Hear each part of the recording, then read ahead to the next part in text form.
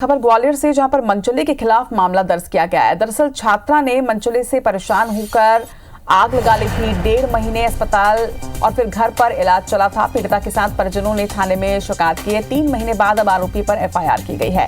17 साल की नाबालिग छात्रा को लगातार ये आरोपी परेशान कर रहा था। फरार आरोपी की तलाश में पुलिस जुटी हुई है। तो मनचले के खिलाफ यह मामला दर्ज किया गया है। लगभग 3 महीने पहले की घटना बताई जा रही है, जब इस मनचले की छेड़खानी से परेशान होकर छात्रा ने आत्मदाह कर लिया था। 1.5 महीने तक उसका अस्पताल में इलाज चला और उसके बाद घर पर भी इलाज जारी है। पीड़िता के साथ परिजनों ने अब थाने में शिकायत दर्ज करवाई है। 3 महीने के बाद आरोपी पर एफआईआर दर्ज हुई। 17 साल की नाबालिग छात्रा को लगातार ये आरोपी परेशान कर रहा था, जिसके बाद परेशान होकर इस छात्रा ने आत्महत्या करने की कोशिश की थी। अपने आप को आग लगा ली थी। किसी तरह से उसे बचाया गया और लगभग 1.5 महीने से उसका लगातार इलाज जारी है। और अब परिजनों और छात्रा ने मिलकर शिकायत यहां पर दर्ज कराई है। मामला जरूर दर्ज कर लिया गया, लेकिन फिलहाल ये जो आरोपी है ये पुलिस की गिरफ्त से बाहर है। चलिए, इस खबर पर नासिर हमारे साथ, हमारे संवाददाता ग्वालियर से जुड़ गए हैं। नासिर, जो ये मामला सामने आया है, 3 महीने पुराना ये मामला है, क्या इसमें ये जानकारी निकलकर सामने आई है कि जिस तरह से छात्रा ने परेशान होकर आत्मदाह कर लिया था, आग लगा ली थी, हालांकि गनीमत रही कि उसकी जान बचा ली गई, लेकिन क्या परेशानी के बाद उसने पहले ही पुलिस से कभी भी कंप्लेन नहीं की थी, कोई शिकायत दर्ज नहीं करवाई थी?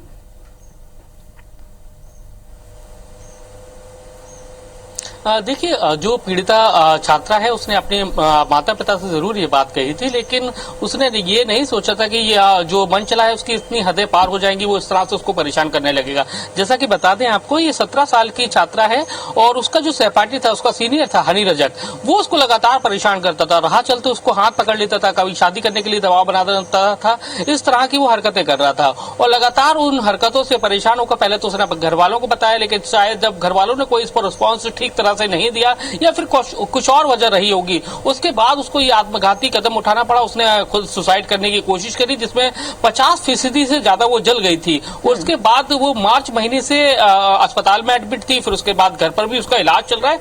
कल देर रात उसने अपने फैमिली के साथ में पहुंचकर ग्वालियर का जो ग्वालियर थाना है वहां पर एफआईआर दर्ज कराई गई है हनी रजक के खिलाफ। पुलिस ने मामला दर्ज करने के साथ साथ उसकी तलाश के लिए भी टीमें रवाना कर दी है, लेकिन फिलहाल वो पुलिस की पकड़ से में नहीं आया है। लेकिन पुलिस का दावा यही है कि 1 या 2 दिन के अंदर उसकी गिरफ्तारी हो जाएगी। लेकिन सवाल यही है कि जिस तरह से मध्य प्रदेश में क्राइम की खबरें आ रही हैं, वो साफ जाहिर करती है कि मध्य प्रदेश में अब क्राइम अनकंट्रोल हो चुका है, क्योंकि अशोकनगर की घटना हो, चाहे यहाँ की ग्वालियर की घटना हो या फिर किसी और शहर की, लगातार क्राइम के ग्राफ है बहुत तेजी से बढ़ रहा है। कहीं ना कहीं लॉ एंड ऑर्डर पर भी अब ग्वालियर चंबल संभाग में सवालिया निशान पैदा हो रहे हैं। हालांकि अब इस पूरे मामले को लेकर, घटना को लेकर एसपी और आईजी खुद संज्ञान लिए हुए, साथ ही जो ग्वालियर थाना टीआई है उनको हिदायत दी है कि किसी भी कीमत पर जो आरोपी मनचला है हनी रजक, उसको गिरफ्तारी की जाए किसी भी कीमत पर। तो ऐसा माना जा रहा है कि आज या फिर कल तक आरोपी हनी रजक की गिरफ्तारी हो सकती है। बिल्कुल नासिर, आप सही कह रहे हैं कि जिस तरह से मध्य प्रदेश में बालिका अपराध या युवती अपराध बढ़ते जा रहे हैं, महिला अपराध के बढ़ते हुआ जो ग्राफ है, ये निश्चित तौर पर कानून व्यवस्था पर तो सवाल उठाता ही है, लेकिन इसके साथ ही